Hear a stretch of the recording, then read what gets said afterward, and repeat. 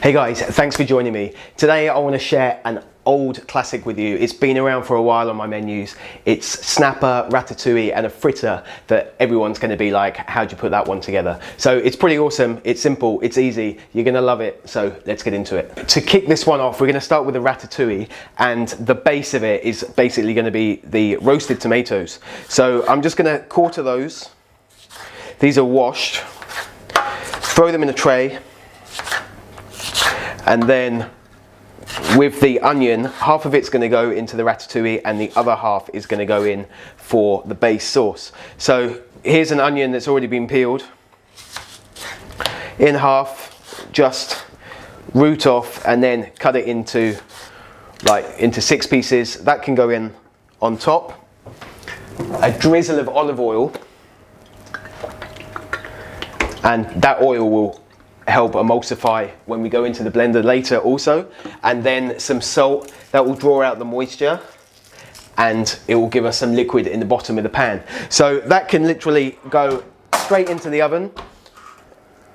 That's set at 180 and that's going to take about 25 minutes, and then once that comes out we can go straight into the blender to make that base, and then we will add it to the vegetables that we're going to dice, and then we're going to fry them off. So to get this one started, we're going to start with the onion. We pretty much always start with the onion. So with the root at the back, we just slice down and then turn it around and cut it the other way.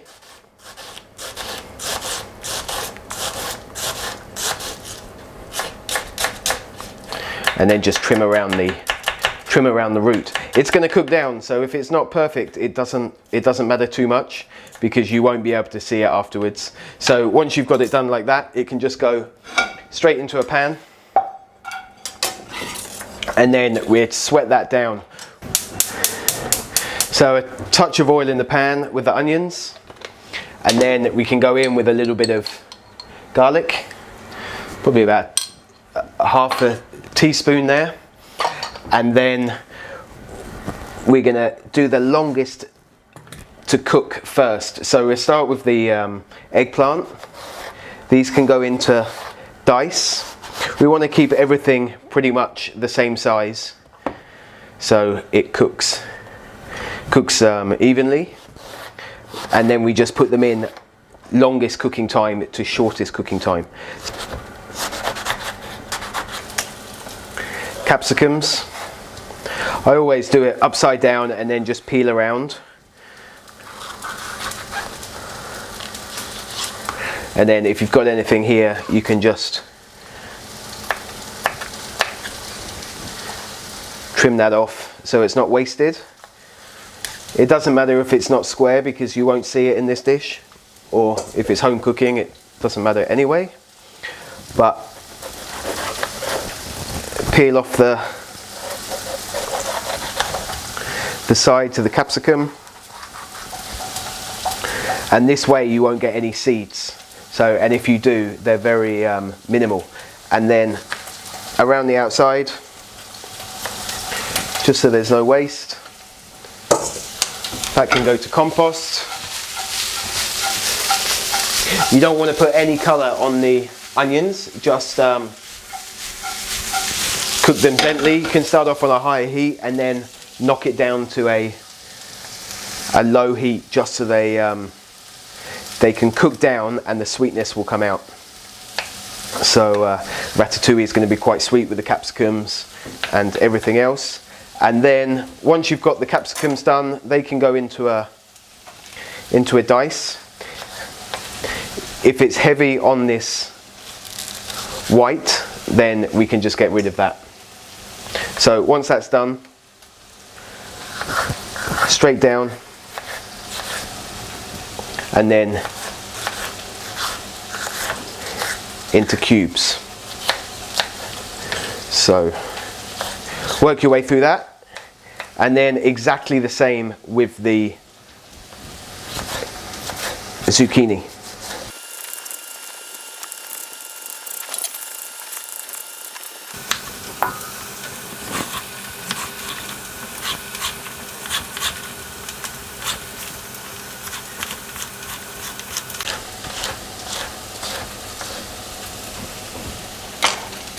And that's it. So the onions are down, cooked down nicely. So I'm just going to go in with the eggplant to start with. I'm going to cook that one right down, and then these ones will be cooked a bit less, so there's a bit of bite but not too much. So I've got the eggplant cooking down slowly, and then we're going to add the other vegetables to it, and then once it's all ready and we've got the sauce ready, we'll then be able to like mix it in together so we can get the consistency that we want. And why I'm doing it that way, I don't want it to be too wet. It just gives us more flexibility or more accuracy on the consistency, instead of just adding everything together and cooking it down like you normally would with the ratatouille, because that way you're not going to have that much control on how the vegetables are cooked. So it's starting to get some nice colour on these. I'll give them a couple more minutes until they're a bit softer, and then we can go in with the capsicums, and then lastly we go in with the zucchini.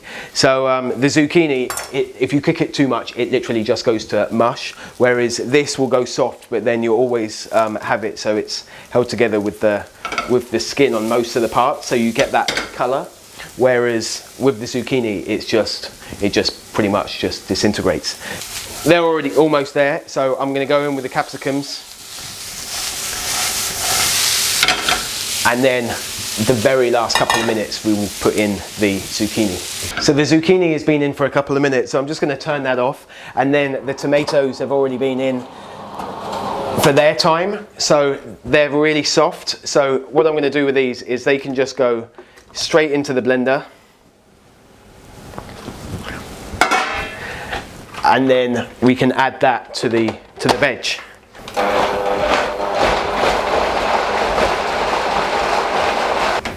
Okay, so the veg is ready and the sauce is ready. So what I'm going to do is I'm just going to add the amount that I want. So that will be enough. And then add in some of the sauce.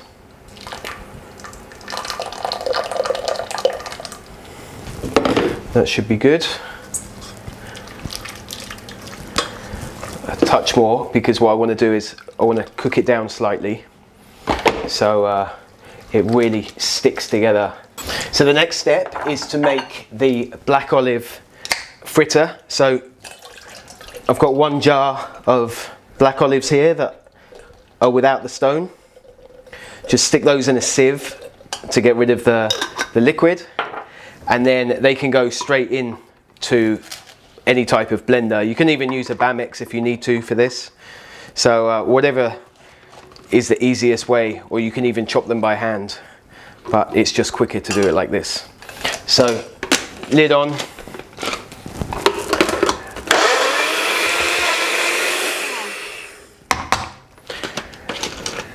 And then once you've got it blended and you can see where you're at with the chopping, just add a touch of oil to get the blade going if you need to. So it's probably only about 1.5 tablespoons gone in there at the moment. And then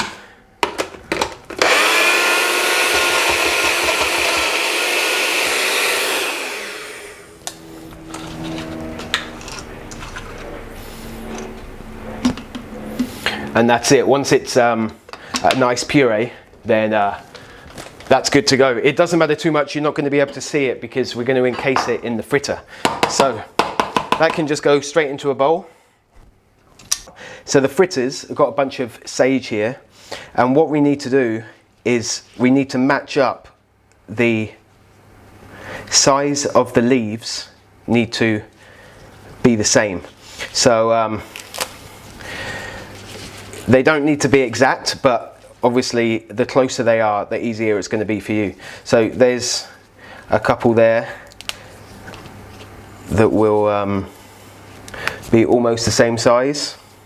And then if they're broken like this, then we can't use these ones. So they can just be used for something else. Or if they're damaged like that, then it's not great either.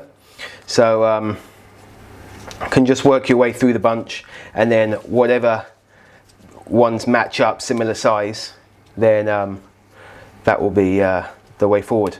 So I'm just making up a couple of portions. So you need 3 leaves per portion. So what we want to do is we're gonna spoon a little bit of the black olive onto one of the leaves and then stick the other 2 around it. I've got my black olive tapenade, so what I want to do is grab a little bit and then between 2 spoons just shape it. So gonna make it a similar size to the leaf, so you can just quenelle this. It's even, if you need to, you can just use teaspoons. And then I'm going to place my quenelle of black olive tapenade on top of the sage leaf, and then with exactly the same amount we're going to do the other leaf.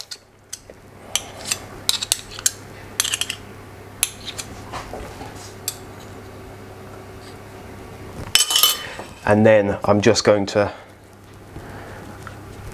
wrap these around the sides.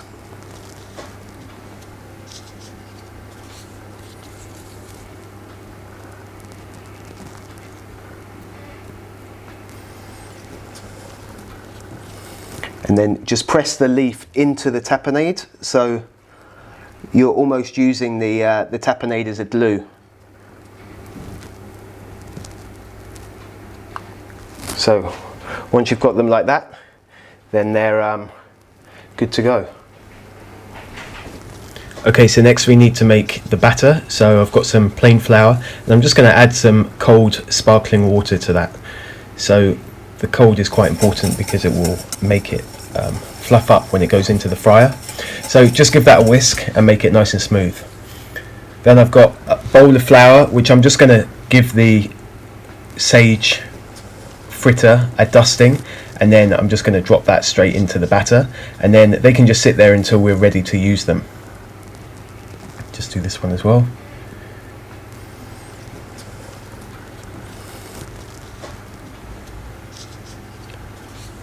So next up I've got my fish, and then what I'm going to cook the fish in. So I've got some butter, thyme and garlic. Just going to season the fish, so make sure it gets in to the small slits that I've made, so the salt really penetrates the flesh and has a good flavour. So some oil in the pan, and then I'm going to go straight in to the hot pan with my fish. So that can go in, just put it in so it's going away from you, so if any oil splashes it will go in the opposite direction and not towards you. And then I'm going to hold that down for about 15 seconds, and that will just prevent the skin from curling up, so when we actually present it, it's going to be evenly cooked and it will have a flat top, so it will be nice and crispy.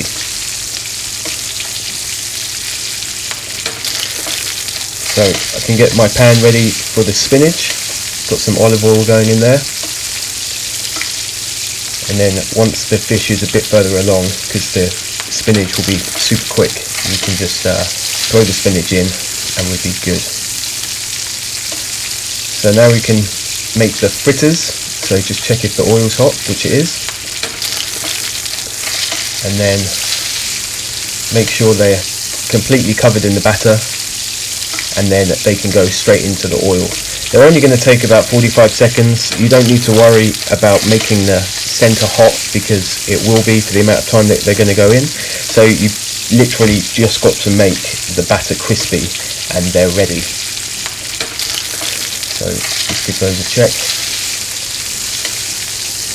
Once they go in, just give the pan a shake so they don't stick to the bottom, and then, as I said, once it's crispy we can take those out. So put them on the side, or use a bit of chuck just to drain away the oil. Make sure if you put the pan back you turn off the heat, otherwise it will get too hot. Just checking the fish to check the colour, so that needs a bit more. So just waiting for them to cook. You really, once the fish goes in the pan, you don't really need to touch it. So I'm just going to push the fish to the back, and then we can go in with our garlic, butter and herbs to make heating the ratatouille, and then you can just put in that trio. So I push them to the back so we can nappe them. So nappe is where we're going to coat the fish in butter. So you can just grab a spoon, and then when the butter is foaming up and melting, we just pour it over. So that is going to give the fish a nice nutty flavour, and just keep it really moist. And also it will be cooking it slightly from the top, so it will give it a much better colour.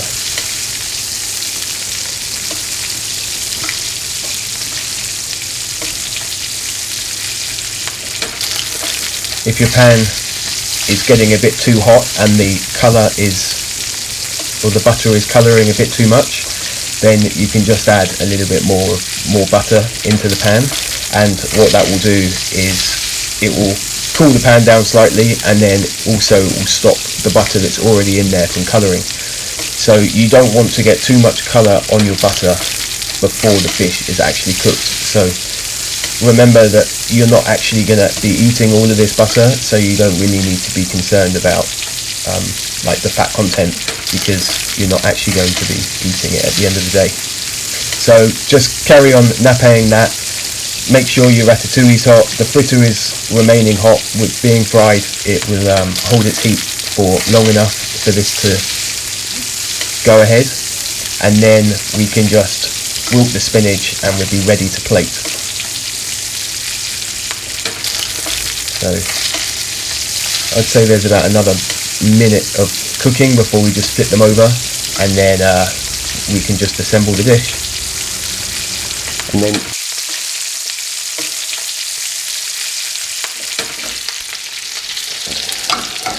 the fish is almost there, so we can put the spinach in.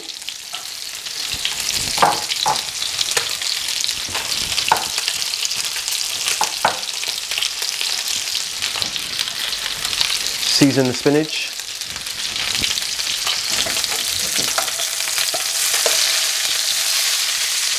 That will be enough heat for the fish. Just carry on nappeing those until they're ready.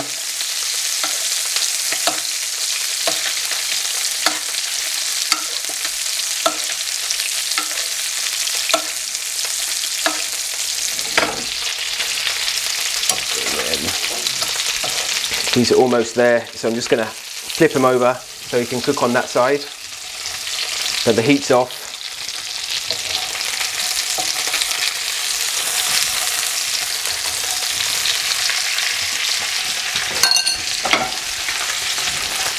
And then that spinach is there.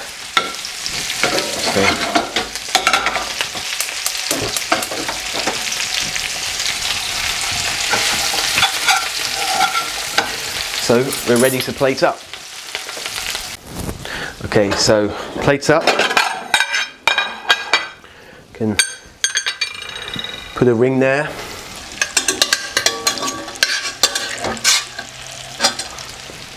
Gonna put some ratatouille in the ring.